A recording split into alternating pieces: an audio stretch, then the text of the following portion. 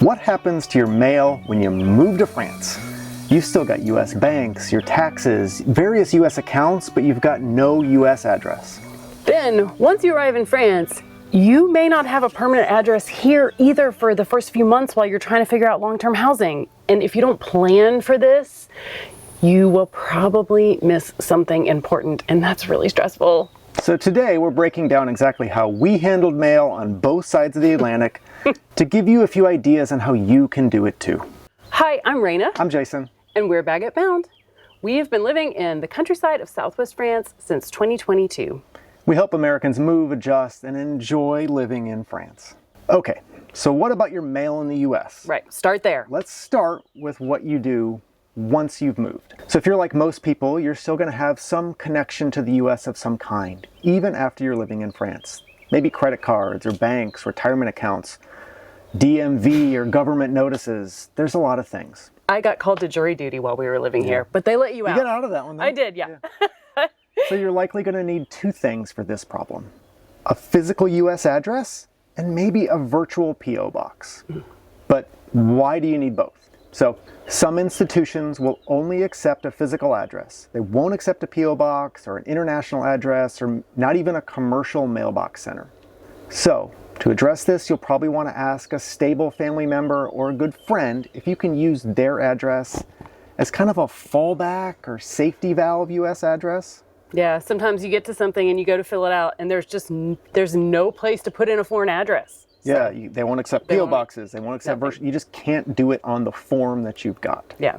For example, we tried to request a government record from Dallas County in Texas, and the online form would only accept U.S. physical addresses. It didn't even have the fields for our PO box. So, I mean, if we hadn't had a place to send this that was an actual physical U.S. address, I don't know what we would have done. But you probably don't want to burden this person with all of your actual mail. I don't know if you really want your cousin to open all your envelopes, scan all your bills, forward your tax documents, and read all your magazines for you. I mean, probably not. And this can be where a virtual PO box can come in really handy.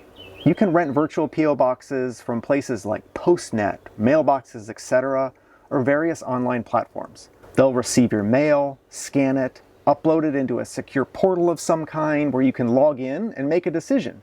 Do I want to open that mail? Do I want to forward it to myself here in France? Or just shred that thing? Yeah, so when you set one of these up, just know you're going to be required to sign a notarized form giving them permission to open your mail, because otherwise it's a federal offense in the US to open someone else's mail. And then you'll also want to set up forwarding from your old US address to that new virtual PO box for as long as possible. Usually you can pay to upgrade to have it for up to 18 months.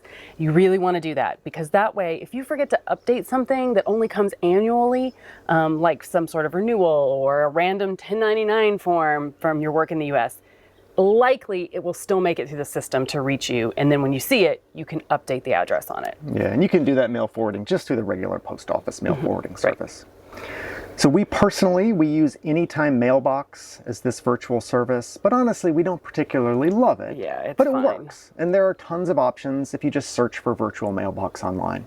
You can expect to pay around $10 to $20 a month, plus small additional fees per piece of mail and for things like storage or physical forwarding to you in France. Okay, so one problem solved, but what about mail actually in France? Right.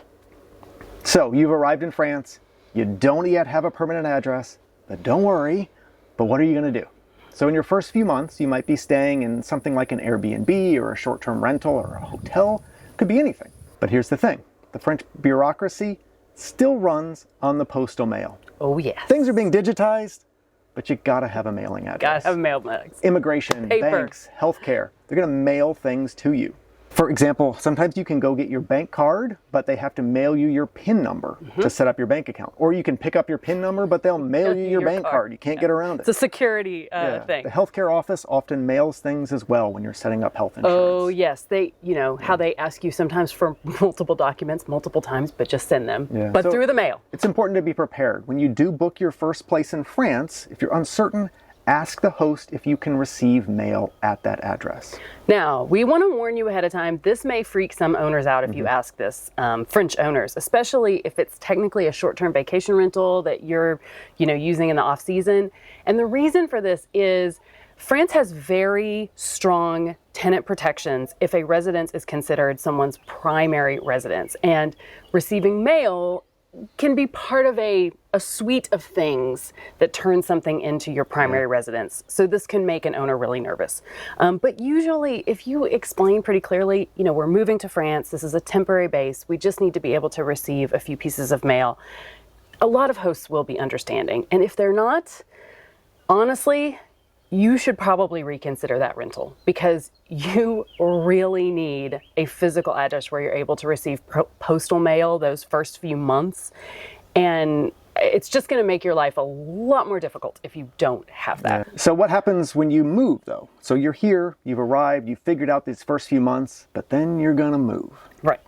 So let's say maybe your 3-month or your 6-month initial stay comes to an end and you haven't yet found a real long-term place that you're going to settle down for a long time. Right. Or you've done some of the initial stuff and then you want to travel for a few months in France. You want to move around a little. Yeah. So good news, for a fee, La Poste, the local mail service, offers mail forwarding. We love La Poste. They do everything. I need a little sticker. Yeah. But an even better news for mail forwarding is you can set it up online. But there's usually always a but. You still have to go down and visit your local post office to show your proof of identity and some type of proof that you actually lived at that original address that you're trying to forward your mail from. Great.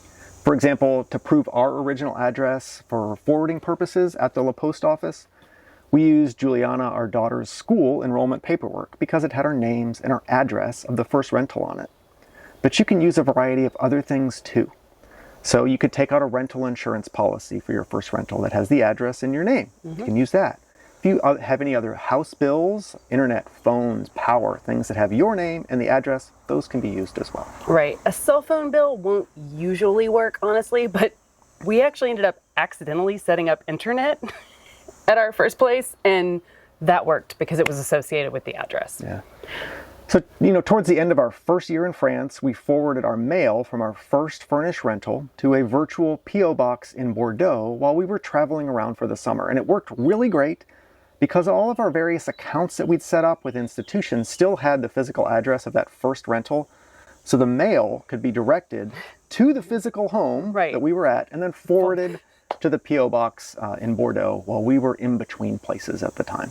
Right. So even though we couldn't use a P.O. box for some of these accounts to set them up, we were able to receive the mail at this P.O. box using the mail forwarding from our original address. Right. So like if you're wondering, can I validate my visa or, can I register for healthcare using one of these commercial mailboxes in France?